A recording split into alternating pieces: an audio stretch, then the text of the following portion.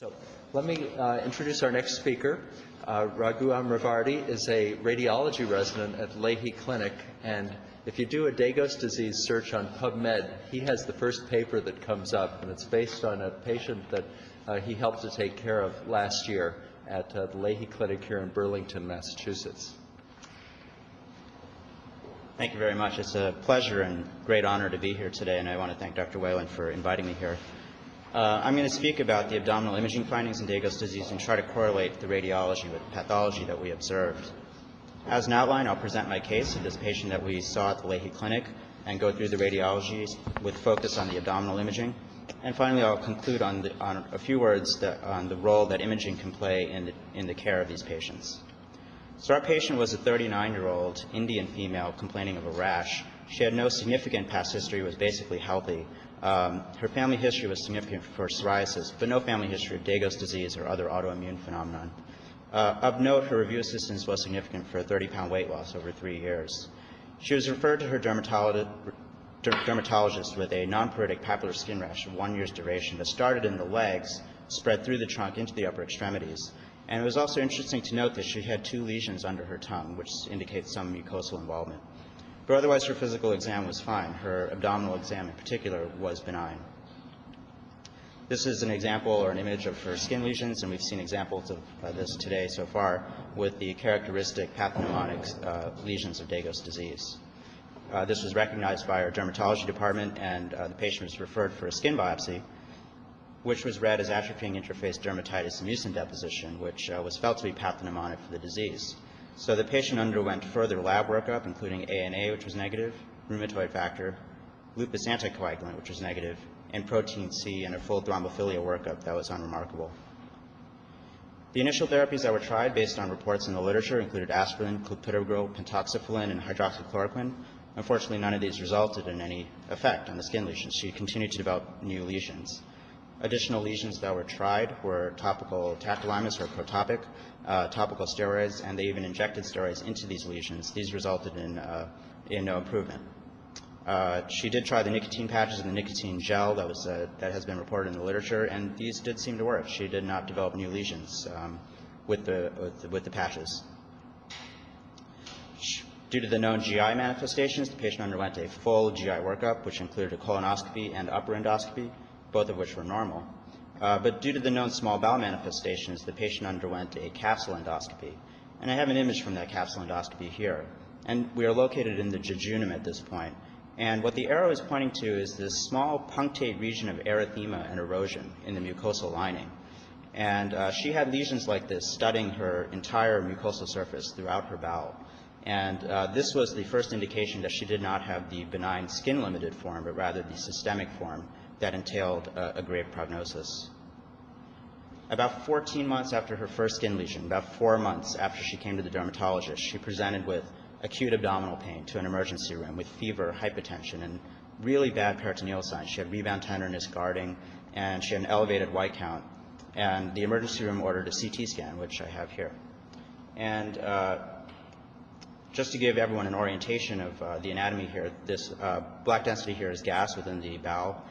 We gave this patient oral contrast, this bright white density here, and we have given intravenous contrast as well, which we see brightly outlining the aorta. The salient finding here is we see this nodular thickening of the omental layer covering the bowel, and it's surrounded by a large amount of acidic fluid in the abdomen. And just to give you a comparison of what a normal omentum should look like, I've included this normal patient who does not have Degos disease, obviously. And you'll notice that her omental layer is perfectly paper thin, and it's of the same density as her subcutaneous fat here. So this is a normal omentum. When we compare it, clearly this is a nodular, thickened, and inflamed omentum with a large amount of ascites, likely explaining her abdominal pain. Sorry. Due to her acute presentation and she appeared ill, she underwent an exploratory laparotomy right away, which revealed a large amount of bloody ascites, and the abnormalities that we saw in the CT scan corresponded to an infarcted omentum. The omentum that they saw was purple. It was dusky. And then when they retracted the omentum, they saw thrombosis within the vessels feeding the omentum. In this situation with a CAT scan that shows nodularity of the omentum and a large amount of acidic fluid, The main differential diagnosis is one of peritoneal carcinomatosis or even tuberculous peritonitis. So the surgeon sent peritoneal fluid cytology, which was negative for any malignancy and negative for any acid-fast bacilli. This is an intraoperative photo from that exploratory laparotomy. And it's important to note here that the bowel appears very, very well perfused. It's nice and pink. The surgeons ran the entire length of bowel. They didn't find any signs of perforation or infarction at this time. But what is interesting is they noted these plaque-like raised lesions studding the bowel throughout. And these have been reported in the past in patients with Degos disease.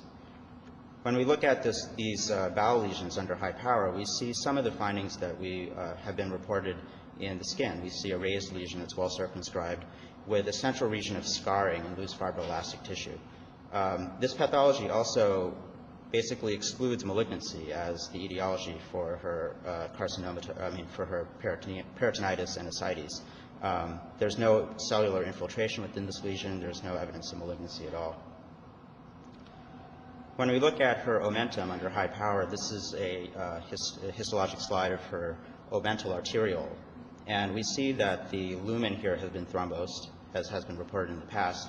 And I'm not a pathologist, so excuse me if I'm misspeaking, but our pathologist did feel that there was a lymphocytic component within the wall of this vessel. There was a mononuclear cell infiltration.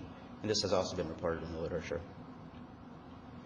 Postoperatively, our patient did very poorly. She had persistent fever, rising white count, despite broad spectrum and antifungal coverage. She had persistent abdominal pain requiring more and more fentanyl. So repeat CT was obtained. And here we're starting to see the first signs of bowel dysfunction and some of the very subtle and early signs of mesenteric ischemia. We see a large amount of acidic fluid, which we saw before, consistent with an active peritonitis. But I want to draw your attention to this segment of bowel here, which demonstrates some of the very subtle findings of acute mesenteric ischemia. And that includes thinning of the bowel wall here. This wall of this segment here is very thinned out compared to a more normal segment over here, just adjacent to it. This is the normal bowel wall thickness, and this is very thin. The second finding I want to point out is the dilation of the bowel here. There's an air fluid level. And the third finding I want to point out is the density of the oral contrast here. It's much diluted compared to the oral contrast in the adjacent segment. All of these findings suggest a phase of acute bowel dysfunction, sometimes what radiologists refer to as the dry phase of mesenteric ischemia. This is the phase where the bowel has lost its perfusion in the acute setting, has not been reperfused yet. Without the perfusion, the bowel kind of shrivels up and it stops working. And this gives us the CT findings that we see here: dilatation, ileus, malabsorption, and bowel wall thinning. Many people think of mesenteric ischemia as being characterized by edema and thickening of the bowel, but in this case, in the very early phases, we see thinning. Variable mucosal enhancement is perhaps the most specific sign for mesenteric ischemia, and I'll show you an example of that in the next slide. This is just 3 days later, after her abdominal pain has been persistently worsening, and we start to see dramatic differences. Again, the large amount of ascites consistent with active peritonitis, but we're starting to see differences in the way the bowel enhances.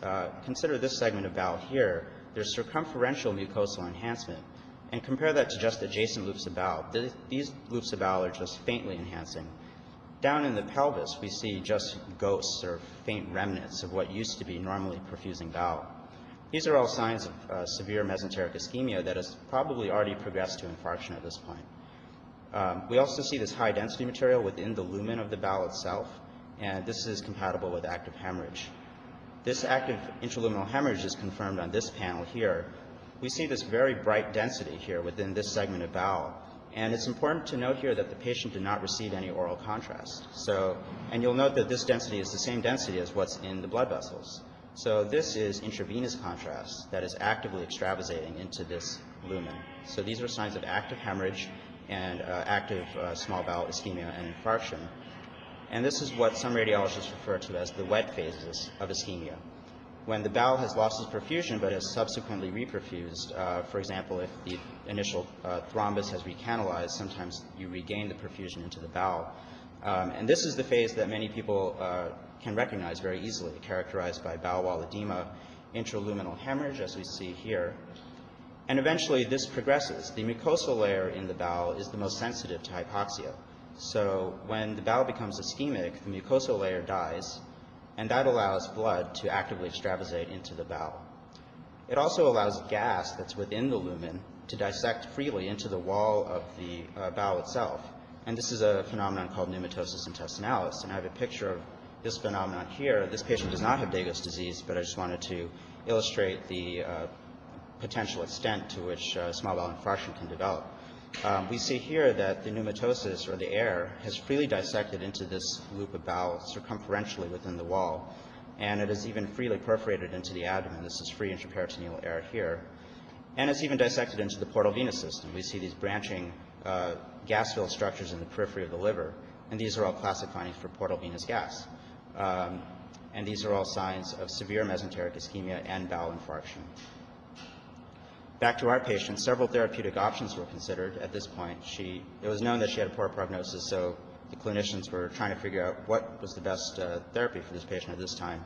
They considered anti-TNF-alpha agents, chlorambucil, azathioprine, a 10-day course of IVIG. They considered plasma exchange. As a very last resort, there was even a consult to surgery for total enterectomy and a lifelong of TPN. But it was ultimately decided to go with IVIG for 10 days, and this resulted in no improvement. To rule out any potential palliative treatments that might be done, any other sources of infection or sepsis, the patient underwent this tagged white blood cell scan. And the idea here is that the patient's own white cells are extracted from the body, labeled with a radioactive tracer, and then re-injected. And wherever the white cells accumulate is a site of active leukocyte accumulation and active infection or inflammation. The normal distribution of tagged white blood cells in the body should be in the bone marrow, the liver, and the spleen. And we can clearly see here that there's activity well outside those organs. We see the spleen here, and that's normal. But there's a large amount of activity in the lungs. And this patient eventually grew out Klebsiella in her sputum. So this is compatible with an active pneumonia. But the finding that's salient and most pertinent to Degos disease is the abnormal activity here that we see in the abdomen. We see sort of faint activity lining the peritoneal cavity, and we see amorphous activity surrounding the bowel and in the mesentery. These are signs of active lymphocytic infiltration within the peritoneum and the bowel, and it's compatible with an active peritonitis. Whether or not this is the primary manifestation of Degos or whether this is just reactive to her bowel infarction, it's unclear to me. Just a few days later, her abdominal pain worsened and she had this radiograph performed. And this radiograph demonstrates the signs of free intraperitoneal air. When you consider this segment of bowel here, you see gas within the lumen. But then you also see the wall of this segment of bowel nicely outlined, and this is very abnormal. This is sometimes referred to as Wrigler's sign in the radiology literature. When gas is on both sides of a bowel wall, you start to see the wall itself. And you also notice that the gas here does not conform to the bowel. It's freely moving around in the abdomen. So this was concerning for perforation, and this was confirmed on CT. Again, we see many of the signs of bowel infarction that we saw before, including regional variations in the perfusion of the bowel, large amount of ascites. But what's new, obviously, is this large amount of free intraperitoneal air. The most dramatic difference that we saw between the two scans, however, is in this segment of bowel here. We see nice mucosal enhancement coming up to an abrupt cutoff. You can see that on multiple slices here. And this also happens to be where most of the free intraperitoneal air is located in the abdomen. So this is a site of active full-thickness perforation that we identified just on the CT scan.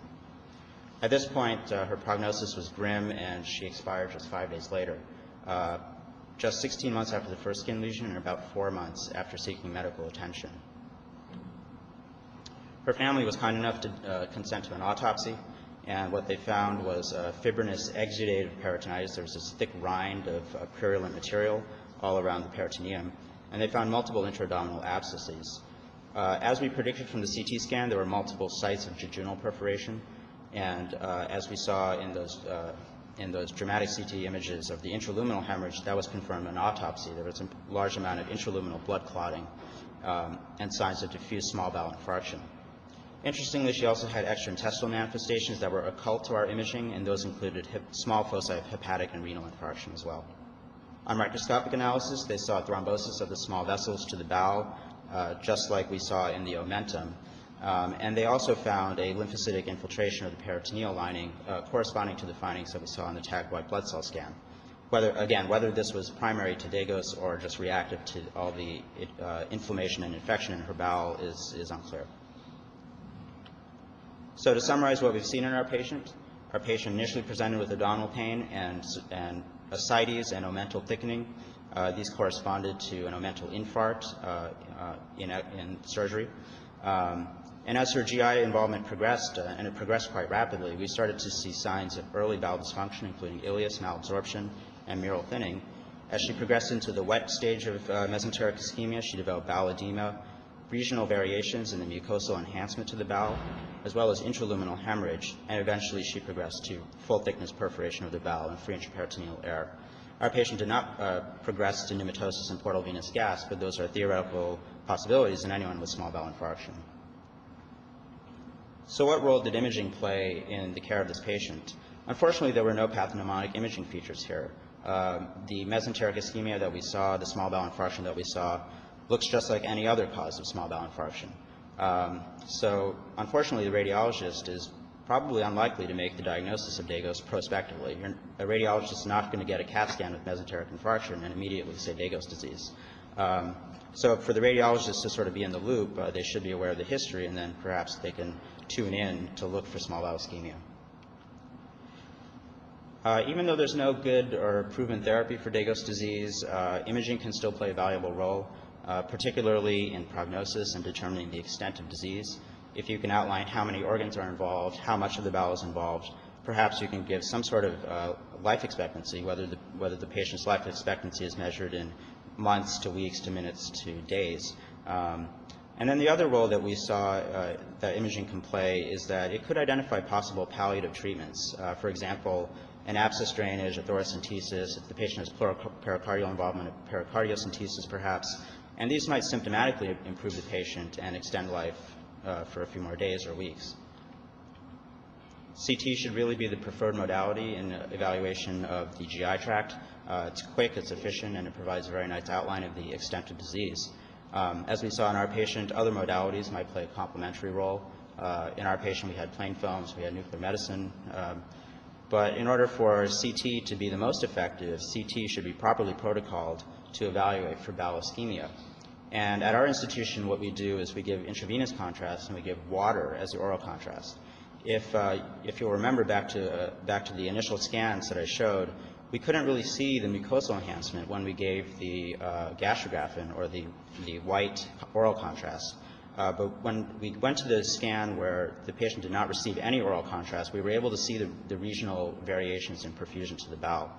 So water should be given as the oral contrast.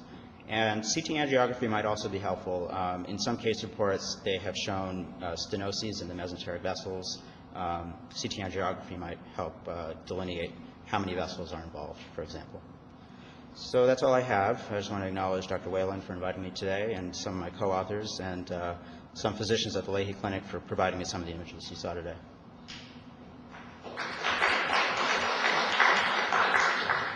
So the question is, is there a spectrum of GI involvement in Degos disease that you would see? Would you see different GI manifestations in other patients? Well, I mean, what we saw in our patient was basically a gradual progression of radiologic changes from very mild to severe bowel infarction, and this happens in patients with the systemic variant of the disease. So within each patient, you'll see a range of a spectrum of disease.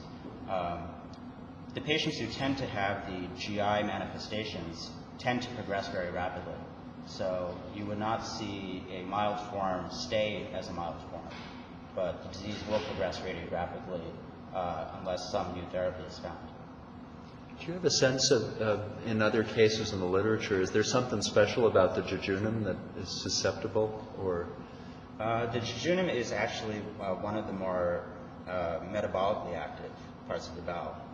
It's most affected in diseases like celiac disease.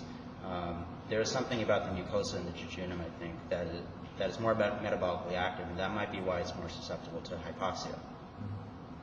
The amount of ascites in that case was really impressive. Yeah. And you don't see any discussion in the literature about lymphatic vessels being involved. But we see ascites in patients with primary peritonitis, for example, tuberculosis or malignant peritonitis. And it's basically just infiltration within the peritoneum causes the ascites. The peritoneum starts to secrete fluid because it's inflamed. So presumably vasoactive amines are causing the vessels to open up and release all of this fluid. Perhaps.